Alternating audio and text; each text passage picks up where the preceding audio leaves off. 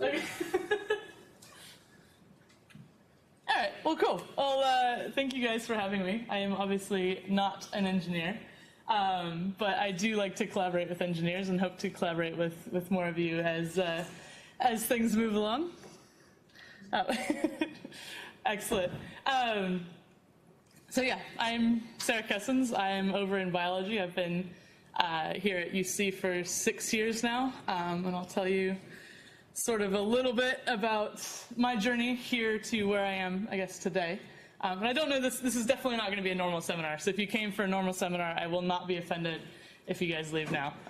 No, absolutely not. That is full disclosure. But hopefully I can inspire you guys and tell you a little about what I'm doing and what we hope to do here in the coming years. So sort of my journey here to UC as a research fellow now. So you may or may not be able to tell from my accent that I am not a Kiwi originally. So anyways, I was born in the States, grew up in the Midwest in landlocked Indiana, very small rural school, grew up on a farm, but had the awesome fortune of having a really good science teacher in middle school and then through high school that got me interested in science research. So did science fair as a high school student and went all the way through to the International Science Fair, so was one of 2 public school kids in the Intel Science Talent Search, and anyways, really opened my eyes to the possibilities of using scientific research to sort of better the world. So at the end of high school, through some of my science fair experiences, I got to have an internship at the Weizmann Institute of Science in Rehovot, Israel. Sort of a group of 66 of us from 14 different countries getting to do research at one of the preeminent research institutions in the world. Again, really opened my eyes as to what was possible with scientific research. So took that sort of budding passion for science to an undergraduate degree in plant biology at Purdue. Tell you a little bit about the research there. During my experience as an undergrad, had an internship in plant pathology in Ireland at University of College Dublin. Then went on to get my PhD. All good. Yeah, so got my PhD at Arizona State. Like I said, I'll tell you a little bit about my research there. And sort of at the end of my PhD, decided I want to get out of the desert a little bit, and so found myself here in Christchurch, and that's where I've been sort of ever since. Just a little bit about my research, because obviously this is not engineering, but I do have some connections. Hopefully you'll sort of understand how I want to collaborate with you guys in the future. But obviously this isn't the resume of a space engineer, as an aerospace engineer. So as an undergrad, sort of my science research in high school was working on a plant-based, a natural herbicide.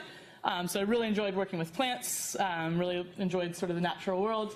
And so I was really fortunate to be able to start in a research lab my first year of my undergraduate, mostly washing dishes. So if any of you guys are undergrads here and have an opportunity to get into a research lab in your first or second years, even if you're just washing dishes, I learned a lot about sort of how research works, for better or worse, just by sort of watching and observing there in the lab, but eventually moved up to my own research projects, working on some projects on both plant growth hormone and plant cell wall biosynthesis as an undergraduate, and got an honors degree in plant biology during, like I said, during my bachelor's of science. Also at Purdue, in addition to sort of falling in love with scientific research, I also discovered the sport of rowing. And have you guys, any of you ever rowed before? No. So it's a pretty amazing sport. One of the toughest sports, both mentally and physically. So I'd never rowed a stroke in my life prior to my undergraduate rowing days. But walked onto the rowing team as a novice, and our novice team won a national championship our first year. So I was like, yep, I'm enjoying this sport. And then through my 4 years at Purdue, really, like I said, developed a passion for rowing, and I wanted to continue rowing. after I finished my undergraduate degree. And so while I was there in Dublin with my internship at UCD, I was sort of traveling back and forth between the UK and then came back to the US. And I just needed a book to read on the flight home and picked up a book on ocean rowing. And sort of piqued my interest in something I could do after my undergraduate. And so brought the idea of rowing across the Atlantic Ocean to my rowing team there at Purdue. So 115 members on the crew team. I figured everybody would want to row across an ocean with me, and of course they all thought I was crazy, with the exception of this woman here, Emily Cole, who was actually one of my sort of adversaries on the rowing team as we went through our undergraduate degrees. So she was in a lightweight boat, I was in a heavyweight boat. We were sort of competitors. But she really liked the idea of rowing across the ocean, so we decided to row across an ocean together. I was 20 years old. Emily was 21 at the time. And so this is the Woodvale Events Atlantic Rowing Race. So they run this race every 2 years. So basically I was going to graduate from Purdue in May of 2005. The race was in December of 2005. Thought it was going to be perfect. So what is this crazy thing? So it's a self-supported, human-powered 5,000-kilometer race across the Atlantic Ocean, from La Gomera in the Canary Islands off the coast of Morocco to Antigua in the West Indies. So 5,000 miles, completely self-supported. It was a race of 26 boats in 2005. If you remember 2005, which it's been a few years ago now, that was the year of Hurricane Katrina and Hurricane Rita, and basically hurricane season lasted about 4 months longer than it should have. This is the year we were going out. The previous 3 races for Woodvale, basically the worst thing to happen to people is people would break an oar, or your water maker broke down, which is obviously not ideal for self-supporting yourself across the Atlantic Ocean, but nobody was going to get hurt, really. 2005 was a different story. So long story short, I give another full lecture on just this part of the story alone. But long story short, we got about halfway across, and then there was Tropical Storm Zeta. So this is middle of January. Basically, hurricane season should be over by October. Middle of January, Tropical Storm Zeta pushing all these tropical depressions on us. We basically had 2 weeks of 30-knot winds, 30-knot plus winds, and basically 2 weeks of nothing below 10-meter waves. It's 2 weeks of that. But we kept on rowing up until the night of January 15th, when we capsized. All right, so in 10-meter waves, 1,400 miles from the nearest dry land, in our little ocean rowing boat upside down. Like I said, there's a much longer version of this story. Short version of the story, we capsized, we weren't able to self-right, and what you can't see here is the ship that rescued us after 16 and a half hours in our upturned hull. The storm has calmed down now by the next day. But basically 16 and a half hours just clinging to the top of the upturned hull before this pirate ship basically rescued us. So this is the Stavros Niarchos, a British tall ship, came and rescued us, and then we got 11 days learning how to sail a tall ship, which was pretty cool. But that wasn't exactly what we set out to do. So we went back 2 years later with 4 women that didn't finish in the 2005 race. We came back as team unfinished business. So it was myself and my original teammate Emily Cole, as well as Jo Davies, who is on a Fours boat from the UK. She had hurt her back, had to be taken off, and then Tara Remington, who's a Kiwi from Auckland, and her rowing, so she had capsized with her teammate Ian in basically 8 hours before we capsized. Ian wanted nothing to do with ocean rowing anymore. But the 4 women that didn't finish in 05 came back as team unfinished business in 2007. And we broke a world record the second time around. So much better weather, much better crossing. So the previous women's fours record was 68 days. We came across the line in 51. So after basically, this was 4 years of training and failure and trying to get back going again, we ended up crossing the finish line, like I said, with the world record. And Tara, being the resident Kiwi, taught us a haka while we were on board, which learning a haka while you're sitting down is very difficult. So I don't know that we gave them a very accurate haka, but we rode in at about 2 in the morning, and we didn't have a whole lot of people there. But the people that were there welcoming us in thought it was quite entertaining. So anyway, so that's that's a little bit of the adventure side, which I'll explain why this is important here in a little bit. But getting back to the science side of things, right? So the science is one of my passions, adventure is one of my passions. So basically, the '07 race was halfway through my PhD. So '05 race was in between undergrad and PhD. The '07 race was basically smack dab in the middle of my PhD. So if any of you guys are supervisors and you have students that want to do crazy things, I'm just one data point, but let them go out and do it, because then they'll come back and still be passionate about their research. But anyway, so like I said, during my undergraduate, I worked on cell wall biosynthesis, which was fun. But I really wanted to use my science to create a positive difference in the world. And so Arizona State University has a plant-based vaccines program, which you basically use plants and you genetically engineer plants to develop vaccine candidates. And that was really combined my love for plant research with doing something good for the world. So this is my PhD. This is going to be a bit busy slide. Like I said, I can give a full hour-long lecture on just my PhD research, but PhD in 2 slides here. Basically, we're genetically engineering it's a plant called Nicotiana benthamiana, which is a relative of tobacco. So it looks like this. It looks like a big, bushy tobacco plant.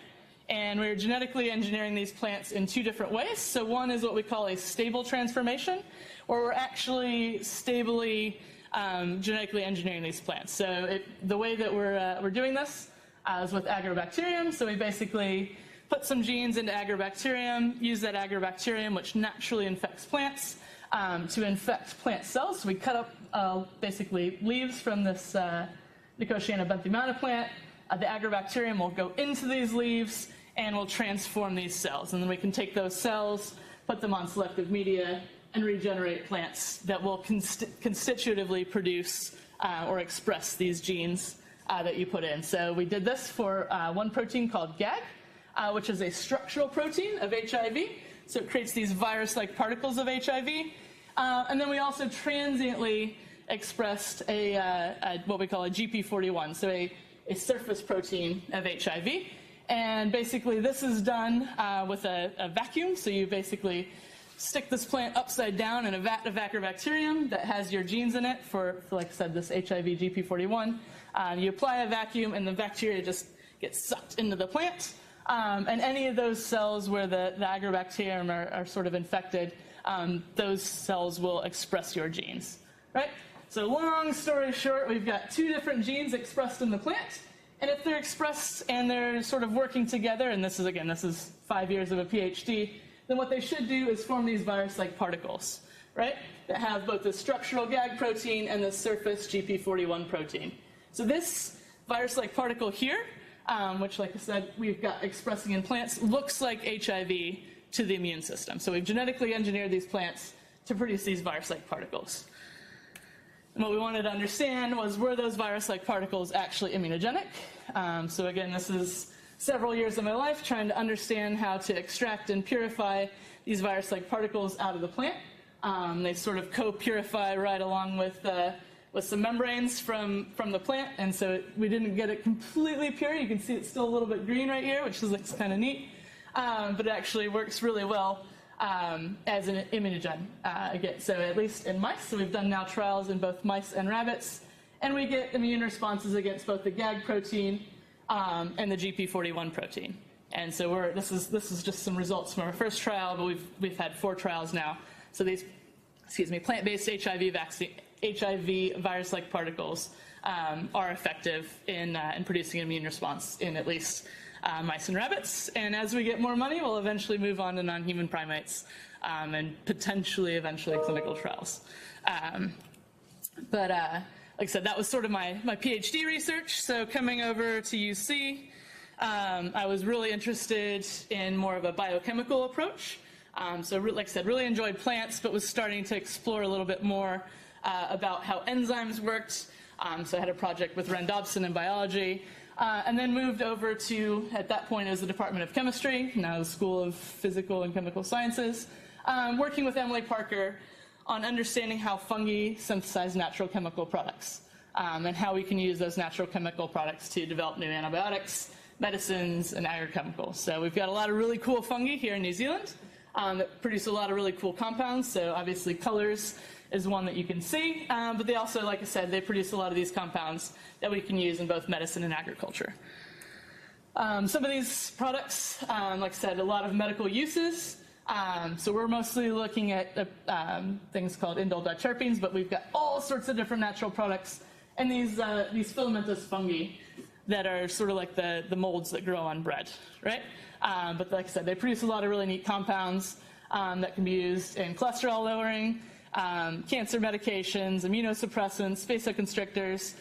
They can also cause ryegrass staggers.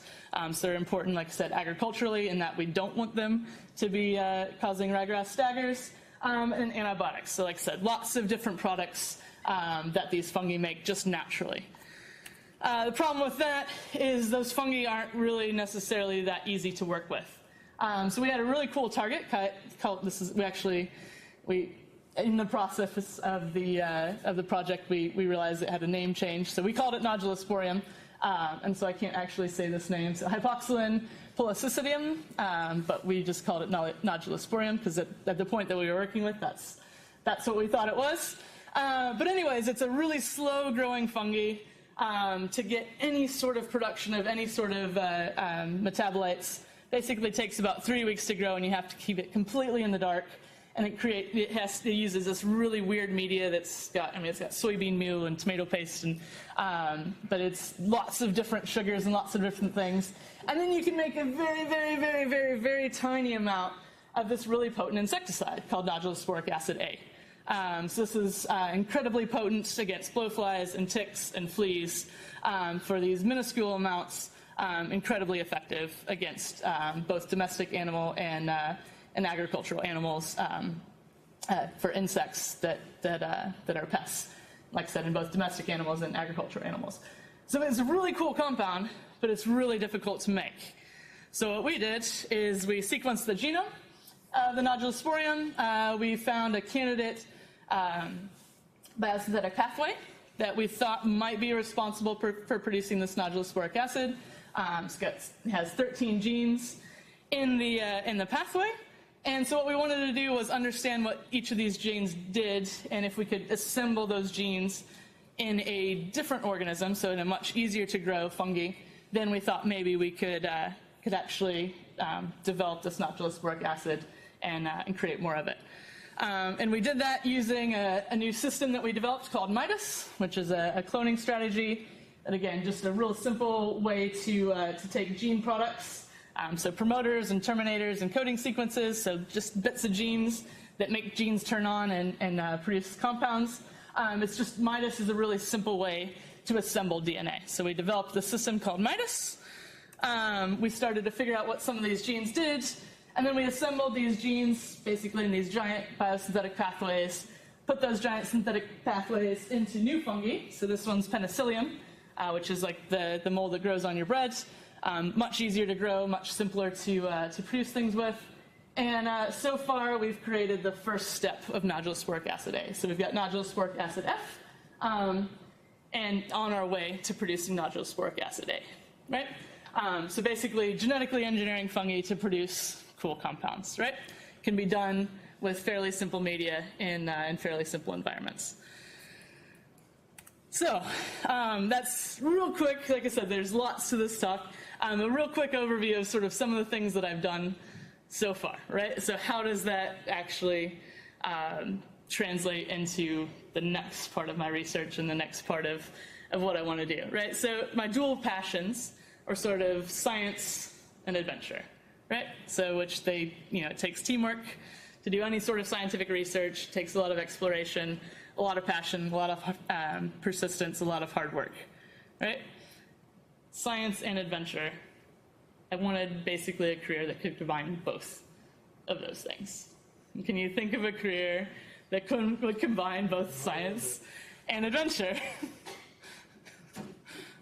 Any ideas? What?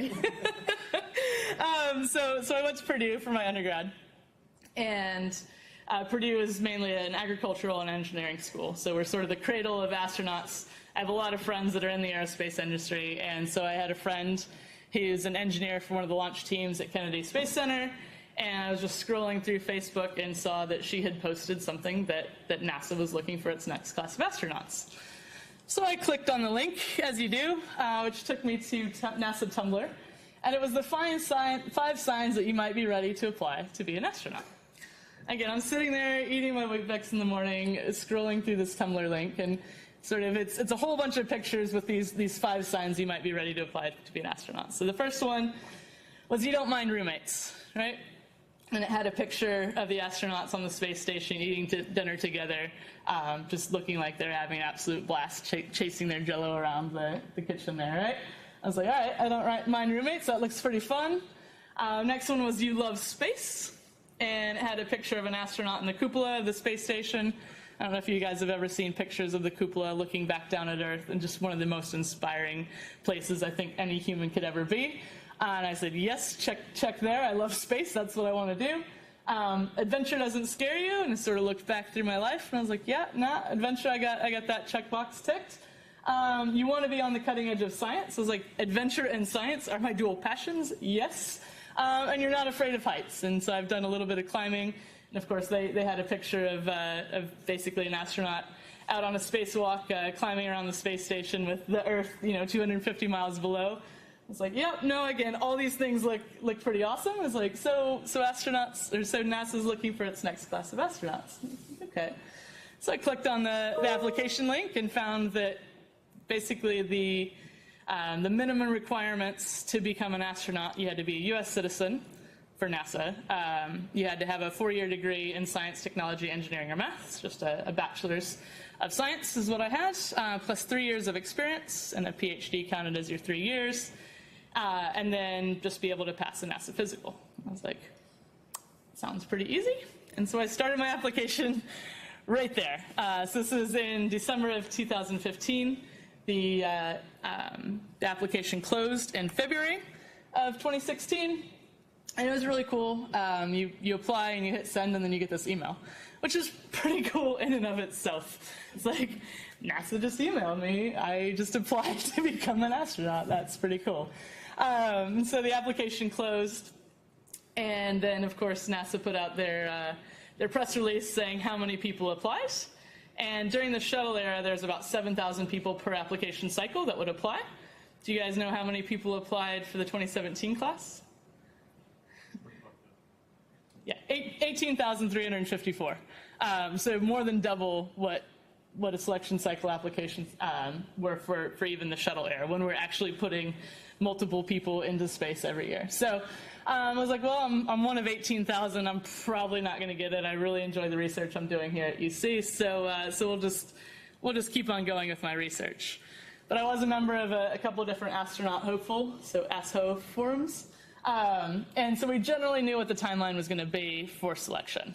So February, like I said, the announcement closed, and then they were going to be reviewing the applications, all 18,000 of them. And then by July, we would know if we had made it through to what they call the highly qualified round, which is the top 450. And they don't send you an email, they don't call you, but your references get contacted. So as part of your application, you had five references. And so you knew if your references were contacted, you'd made it into that highly qualified pool. So there at the beginning of July of 2016, my postdoc advisor, who was traveling at the time, forwarded me an email from NASA questioning, like, is this a good thing? So, of course, I contacted my other 4 references, and they had all also gotten an email, so I knew it wasn't a fluke at that point, which meant I had made it into the highly qualified pool. So out of 18,000, to make it in that top 450 was just surreal. Little bit of kind of crazy trivia. There was a friend of mine who was a lecturer in geology, who was also a member of the Whitewater Canoe Club here in Christchurch.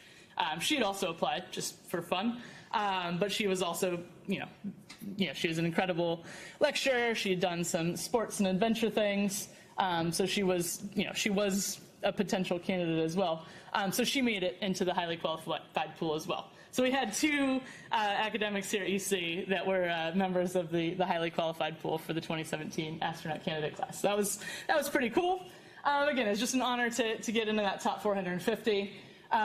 So later in July, when I got a call, I actually missed the call from the astronaut selection office, called them back, and was invited to become an initial interviewee of the 2017 astronaut candidate class. So that was the top 120. So that was, again, absolutely surreal to be able to go to the Johnson Space Center and to be part of that process. Was, like I said, just incredibly humbling. So they interview in classes of 10. So I got to meet some incredible other people that were, physicians, engineers, scientists, pilots, just a really diverse group of people that were at the very top of their game. So it was 3 days of interviews for the initial interview. And I can't, unfortunately, say what we actually did, but some of the most amazing 3 days of my life, putting us sort of through the ringer for selection. So the job to be an astronaut is a difficult one, and so they wanted to test us to make sure that we would be qualified were we to get the job. But we also got to tour around the Johnson Space Center. And have any of you guys been to Johnson or Kennedy Space Center? Man, it is like, it's like grown-up Disney World for space geeks. So just getting Rocket Park, where you've got all these different rockets from all sorts of eras. It takes, can't even, it's not Atlas V, Saturn V, thank you. Saturn V rocket, it basically is 400 feet long, right? So it takes about 5 minutes to get from one end, from the engines all the way up to the tippy top where the astronauts sit. It's just mind-boggling how big these things are. And it sort of hits you what this job is. As an astronaut, you're sitting in this tiny little capsule on the back of a giant bomb. And it's, like I said, just incredibly humbling. But like I said, just incredible. Got to tour around the mock-ups of the space station and pretend like we were astronauts in the Russian segment. Go to Mission Control and see one of my heroes as she's doing some work up on the space station. So that's Kate Rubins, who's a microbiologist. Like I said, sort of one of my heroes. Basically exactly what I would love to do with my career.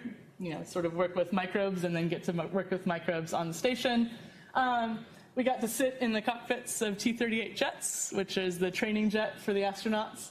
And one of my other little kid dreams was to become a fighter pilot. So that was just, like I said, completely surreal.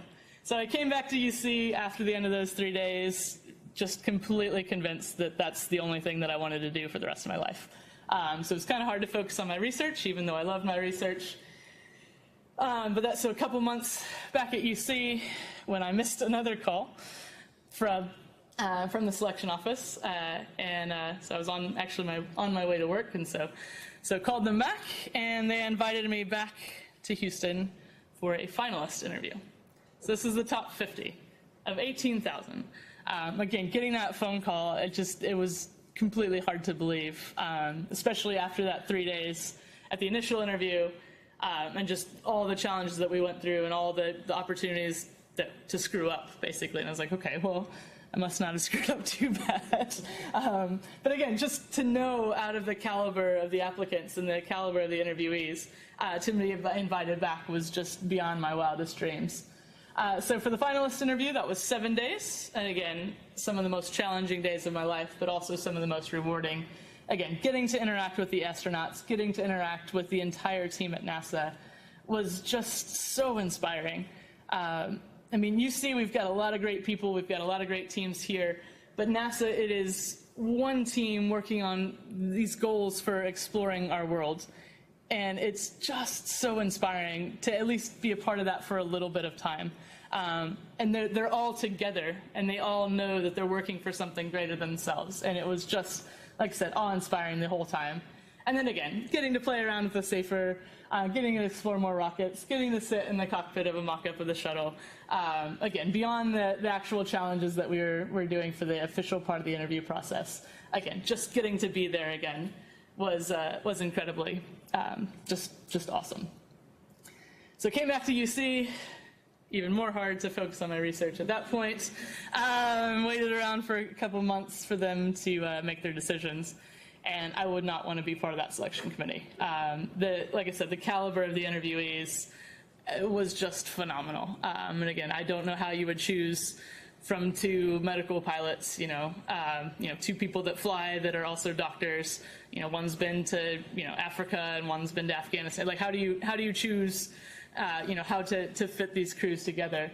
But they did. Obviously, they don't have funds to train 50 new astronauts. They only had funds to train 12, and they picked these 12 incredible people.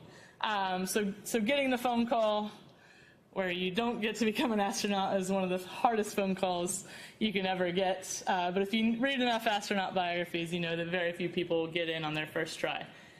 So while that was a very difficult phone call to get, it was incredibly honoring to get to watch these guys go through their training. So 4 of these guys are my good friends, and so it's been really fun to get to watch them go through their training and watch them become astronauts. So they'll graduate this July, and then they'll be eligible for their missions. After the process was all over, I was able to get feedback and was able to basically ask questions about, did I screw up? That's the #1 most asked question in the feedback. And so I didn't screw it up for myself. I wasn't medically disqualified, and I was strongly encouraged to apply again. So I will be applying. The selection cycle should be opening up again at the end of this year. So I'll definitely be trying again. But obviously New Zealand is not looking for astronauts just yet. If I had my way, we would be selecting them right now, but we don't really have a way to get them up there just yet. So that's something we'll eventually work on. But in the meantime, what we're trying to do here, both at UC and Christchurch and New Zealand in general, is develop a space ecosystem. And that's really going to take everybody, and it's going to take both research and education, which obviously UC can play a huge role in, and then industry. And it's going to take all 3 of these aspects really working together to develop the space ecosystem. And a lot of people think of rocketry and satellites and engineering when they think of space. And what we really want to do here, like I said, both at UC and then in Christchurch in general, is really diversify that ecosystem. So we've got great engineers, we've got a lot of people working on some really cool projects in rocketry and with satellites and with both Earth observations and communications. Lots of really cool things going, but what I'd like to see is us diversify beyond the sort of engineering things. And one way that I can help do that, obviously, is the biology and biochemistry side of things, both with research and education, and then eventually, hopefully, wanting to spin off into industry and actually create some commercializable products. And how I can see myself doing that, and hopefully we can develop some more collaborations across schools and across the entire university. I see a big sort of future focus. Once we've got good rockets, once we've got good satellites up there, obviously that's going to take a little bit. But beyond that, looking for sort of human exploration side of things. Eventually we're going to be a multiplanetary species. Eventually we're going to have bases on the moon. We're going to have bases on Mars. We're going to be exploring further beyond Mars with humans on board. We have to take care of those people, right? So humans are the most expensive machine that we put into space, right? It takes a lot to keep a human going. That takes a lot of resources. So one of the things that I'm looking at is in situ resource utilization. So looking at, if we do have moon bases or we do have Mars bases, how can we use limited organic materials to grow biomass for food and for fuel and for pharmaceuticals and building materials? For basically all the things that we need, we're not going to be able to take things off of Earth and basically ship everything on a rocket to those places. We're going to have to use what's already there, and we're going to have to use those as efficiently as possible. So that's one thing that we're looking at.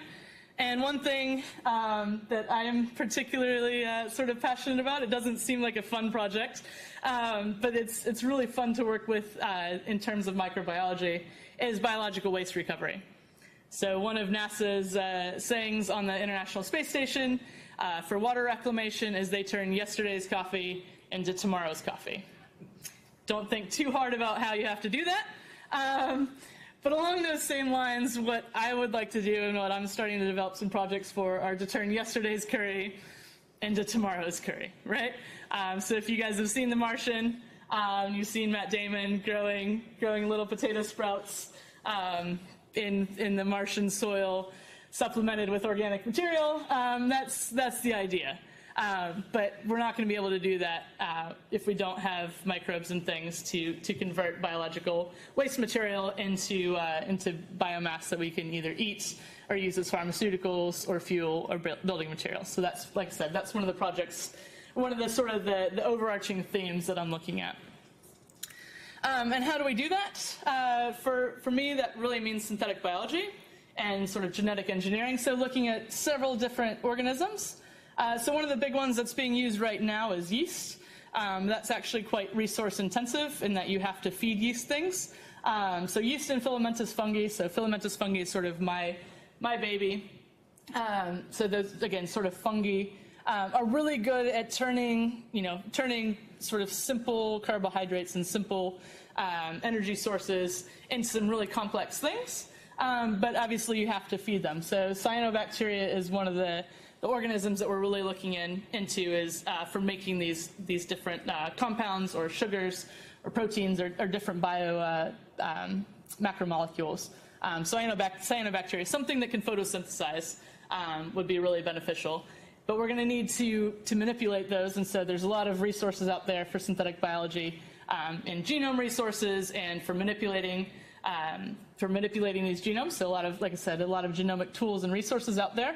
And like I said, what we've been doing here, collaborations with UC and Victoria and Massey, are creating these bioengineering strategies to basically manipulate these organisms in order to create, like I said, new pharmaceuticals, new methods of food production, and eventually building materials and fuel. And then another thing that I'm sort of interested in, and I'll tell you a little bit more about this in a second, is protein crystallography. So protein crystallography is an important thing. Like I said, I'll get to that here in just a second as to some of the projects that we're doing.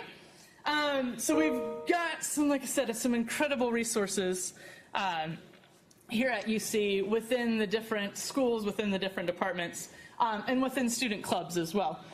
So we had back in February, there's this rocket here that's being flown by UC Aerospace. So it's one of the student clubs.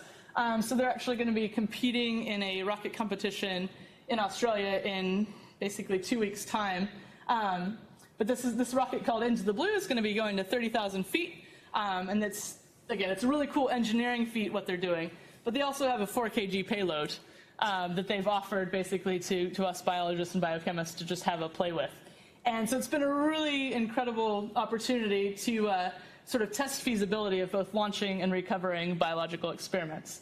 So far we've got just some fairly simple projects that we've flown, a couple different cell cultures. So we've got some yeast, which is important for making beer, and then some plant cell cultures, which I'll tell you about here in just a second.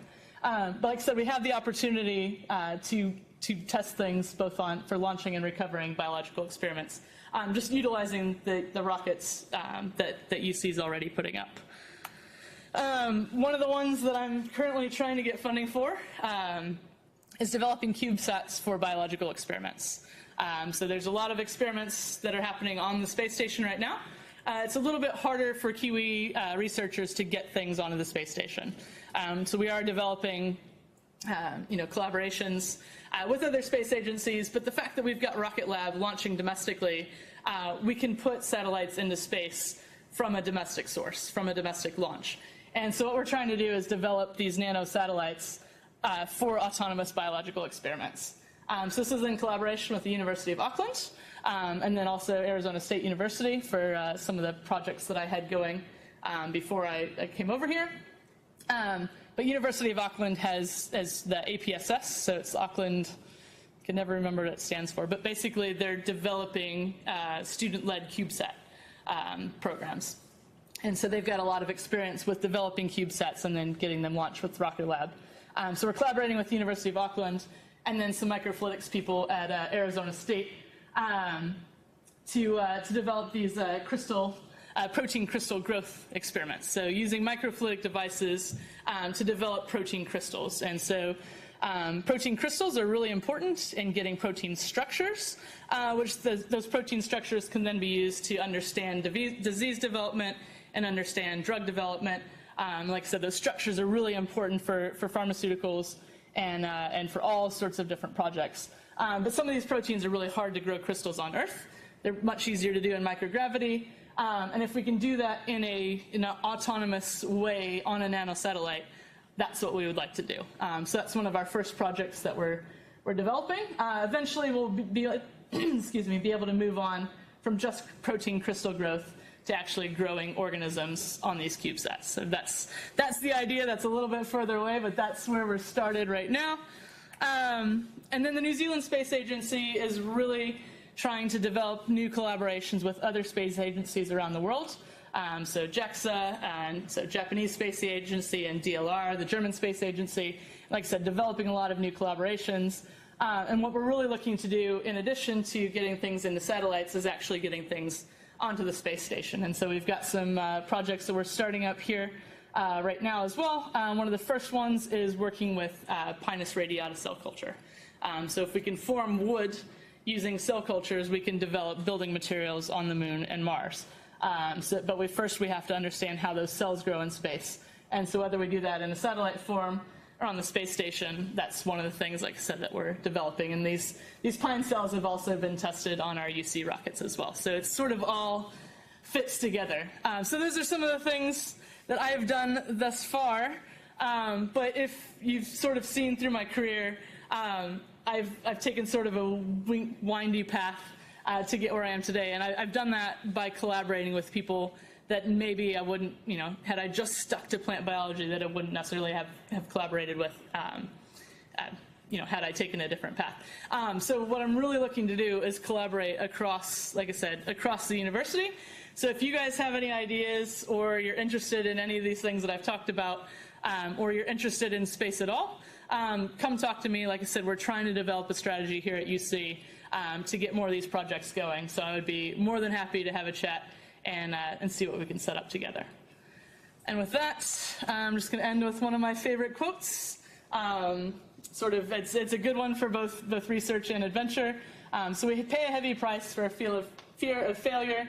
There's no learning without some difficulty and fumbling. If you want to keep on learning, you must keep on risking failure all your life. Thanks.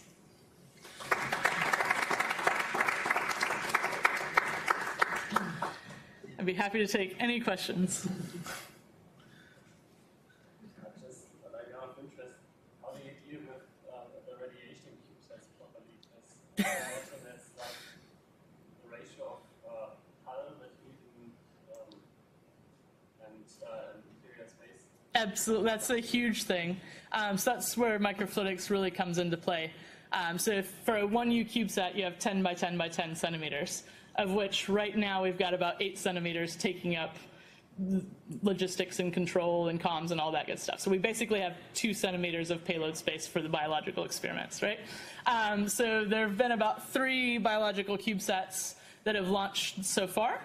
Those have mostly focused on microbe viability.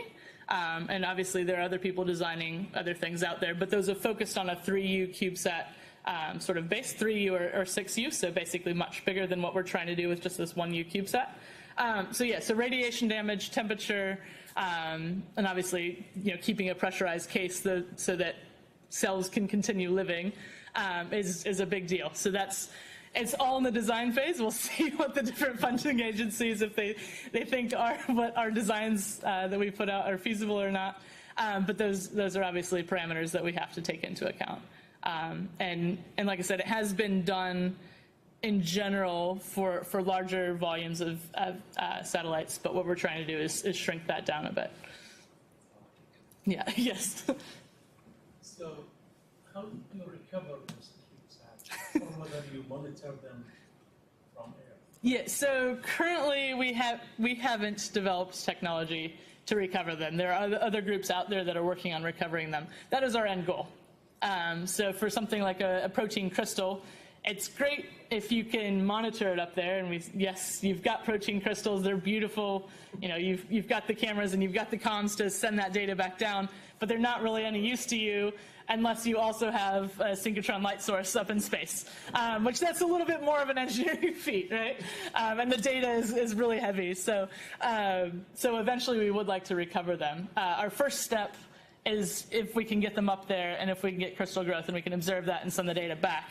But the next thing is obviously to recover them, and so that will be another engineering feat on top of that.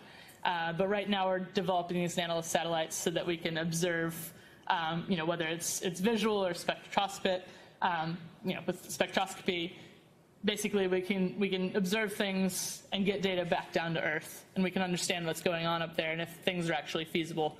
And then as we're developing those, hopefully other people will be developing ways to get them back. So the Auckland team is working on some ways to recover them, some really innovative ways on recovering them. That's not my side of things, so I'm hoping that they'll do that separately, and then we can come together and actually recover things. How much progress has been made with yesterday's curry and tomorrow? So that's currently just still an idea. Like I said, there are other teams working on various aspects of that. So you think about sort of waste management systems. For sewage management systems, they're obviously using different organisms, and so right now I've got organisms in mind, and I've got sort of ways that I think would tweak them to start making things, and then you start thinking about flavors, and you think about food, and there's, like I said, there's a lot of aspects that come into it, and so I'm really just developing those systems right now. I haven't actually done experiments in that regard, but with, like I said, with the systems that we developed for synthetic biology, for biosynthetic pathway assembly and that sort of thing, we've got the means to do it. It's just trying to come up with a feasible way to actually make it happen. Actually, coming back to my original question, isn't there like a possibility to harvest the radiation that you have up there with spectroscopy? Yes, and people have been doing that. So with So it's, yes, to answer your question, it's absolutely possible. And I'm going to need some really good engineers to tell me how to do that, because that is not my expertise. But like I said, I'd be happy to learn more about how we can do that. Sorry, Sarah. Yeah. Correct me if I'm wrong. So when you're aiming to use the microorganisms to take them to somewhere, and you want to do in situ generate materials that we need. Correct. So far, we've always, when they came back from the moon, they tried to really take care that they didn't bring anything back. Correct. When we send out things now, we try to make sure that we don't send anything that's not originally there. Absolutely. So how are we going to do this? We'll bring our stuff along without, I mean, I guess we'll terraform in a way anyway. Yeah. Well, there's huge ethical implications to all of this, and that's something that we absolutely have to keep in mind with whatever we do. And there are international treaties out there for what we put into space and what we put onto different planets. And we really have to make sure that globally we're all in agreement. Otherwise, somebody could just sort of shoot something and like, oops, I messed up, and now Mars is ruined, right? So the ethical concerns are absolutely, something that we need to take into account. You think about the rovers that we've put up, developed in clean rooms and basically, sterilized, but they still have millions of bacteria on them. That's just the way things go. And, some of the studies that we've done, at least on the space station and low Earth orbit, there's all sorts of things that can survive the vacuum of space. And so, again, that's a parameter that we definitely have to keep in mind as we go through what is acceptable and what do we want to do and what is a good balance for learning something without potentially ruining, our next new home. So those are things that we absolutely have to keep in mind that are going to take collaborative teams to help figure out, both on the, the engineering side, the biological side, the sort of policy side as well. It's going to take everybody working together, and that's why we need a really good ecosystem that everybody's working together to achieve that. Can you go back a few slides? Yeah. There's a wonderful shot of New Zealand, I think. Yes. That's, Christchurch. Yeah, so that's, they're doing EVAs. I don't think I've seen it before, but other people have, I guess. Yeah. So it's really, there's a really big poster of this hanging in the astronaut selection office. Okay. And so every time I would walk into the office, I just sort of stare at it. But it is absolutely a real picture.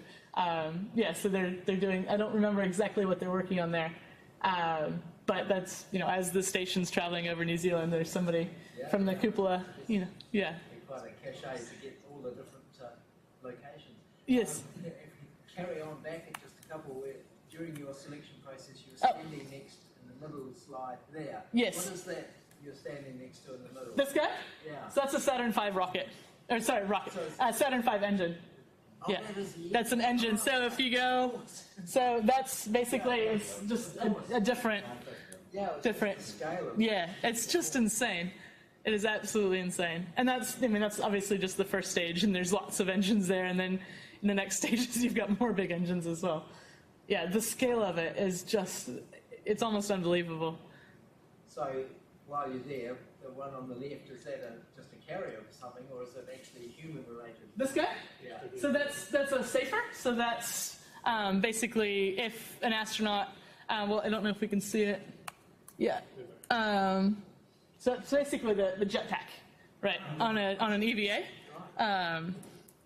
So obviously you would have, you would have an astronaut in a spacesuit, and then that sort of goes on their back. Yeah. And so this is just sort of for show there on the floor of the mock-ups. But when astronauts are doing EVA, that's basically, if for some reason they come untethered, that's their lifeline. That is their miniature spacecraft to get them back to the space station. Yeah. Yeah, and so that's that's part of why the suit weighs 400 pounds. They keep your lunch in there too. Yeah. A couple ham sandwiches in the back, I think. Yeah. The curry goes in. Yeah, exactly. It's all happening in the box. Yeah. Very good. So the last thing I was thinking of, you probably have seen Daniel Sarah's work. He came out to AMN again, and he was talking about his bacteria, that they're pretty close to getting to actually make jet fuel in the bacteria. Yeah. So that, reminded me exactly. And It goes along, you can... that's what's phenomenal about, just about organisms in general, like the plasticity of what they'll make. It's, like I said, it's really fun. It's a really fun time to be a biologist, that we've got all these tools and we understand enough about biology to figure some of these things out. Yeah. Yes? Just on that theme, right? I mean, you don't need just the bacteria. You've got to have the sort of raw materials that they consume, right? Yes. So, I mean, people must have thought through what the raw materials are going to look like and where you find them. And I would have thought there's a pretty limited variety, a limited range of places where you're actually, even if you've got functional bacteria, you're going to be able to employ them. Is that fair? That is absolutely fair. And so the biggest thing for me, like I said, is, and what really makes New Zealand an attractive place to do this is we've got a lot of extremophiles that will use different resources, right? And so a lot of the ones, like I said, that I'm particularly looking at right now are cyanobacteria. So things that photosynthesize. So at least at that point, if you have a carbon source, if you can get CO2, basically you either have CO2 or you can make CO2 somehow, and just feed them CO2 and have some sort of sunlight, that you don't need many resources beyond that. So I'm guessing there's no CO2 on either the moon or Mars.